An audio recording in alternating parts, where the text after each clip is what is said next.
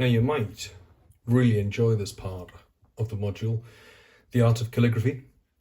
You might want to go a step further and move upwards from the basic kit. Let's be clear, you don't have to, but you might want to. And if you do, here's an example. This is my calligraphy kit. So it's got the ruler, it's got the pencils, it's got the plastic eraser, it's got the sharpener.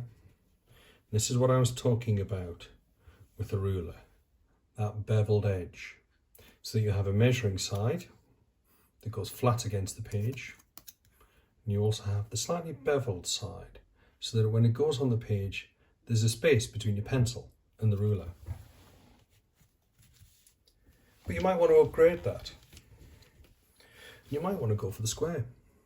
Now the square is really useful because if you place this edge on the horizontal axis of the stave, then you will get a very straight 90-degree bar line.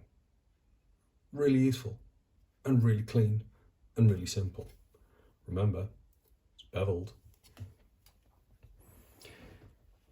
You might want to move on from pencil. You might feel very comfortable. You might want to get into the extra calligraphy. And if you do, you might want a set of fine lines.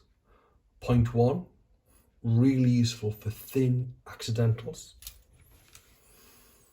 0.8, really good for drawing quick note heads.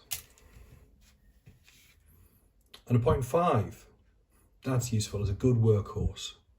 Stem lines. Of course, you might want to go further again. You might actually want to look at the chisel point. Now this is great for the Gothic calligraphy because it has the fine line and the thick line in a single pen. And as you move it around the page, you get that typical font. And then of course you can take it all too far. You can buy things like this, a 5-line pen for drawing out a stave. I've never really used it. But there you go. There are some options to play with.